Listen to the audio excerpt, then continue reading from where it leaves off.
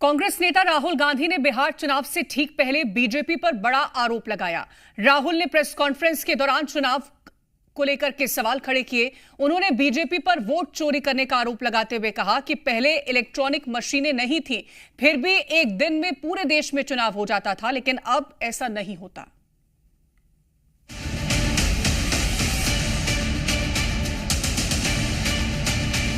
कांग्रेस नेता राहुल गांधी का बड़ा दावा।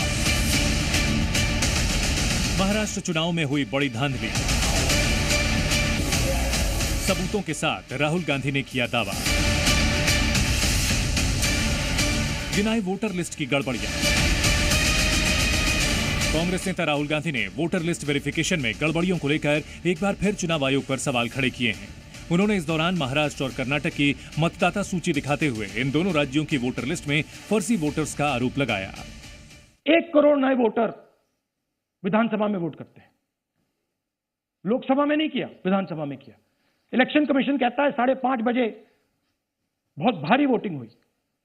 हमारे पोलिंग बूथ के वर्कर्स कहते हैं 5:30 बजे कोई भारी वोटिंग नहीं हुई थी, कोई लाइनें नहीं थी। तो महाराष्ट्र में पहली बार दिखने को मिला कि कुछ ना कुछ गलत है।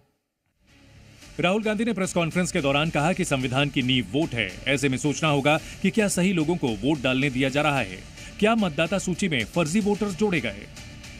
हमने एक मॉडल पकड़ा है और मुझे लगता है कि इस मॉडल का प्रयोग देश की बहुत सारी लोकसभा और विधानसभाओं में किया जा रहा है और मिनिमम इलेक्शन कमीशन को हमें इलेक्ट्रॉनिक वोटर्स लिस्ट 10 साल 15 साल की एंड सीसीटीवी फुटेज पकड़ा देना चाहिए।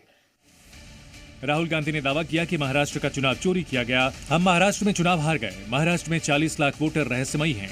यहां 5 महीने में कई वोटर जोड़े गए। वोटर लिस्ट को लेकर चुनाव आयोग को जवाब देना चाहिए। महाराष्ट्र में पता लगा कि 5 महीनों में 5 साल से ज्यादा वोटर लिस्ट में आए। लोकसभा में हमारा गठबंधन जीतता है, विधानसभा में धज्जियां उड़ जाती हैं। पता भी नहीं लगता हमारा गठबंधन कहां गायब हो गया। 1 करोड़ नए वोटर विधानसभा में वोट करते हैं। लोकसभा में नहीं किया, विधानसभा में किया। कांग्रेस नेता ने चुनाव आयोग पर इलेक्ट्रॉनिक डेटा नहीं देने का आरोप लगाया। दावा किया कि हमने आयोग से बार बार डेटा मांगा, लेकिन हमें नहीं दिया गया। यहां तक कि चुनाव आयोग ने हमें जवाब देने से भी इनकार कर दिया। ब्यूरो रिपोर्ट, जी मीडिया।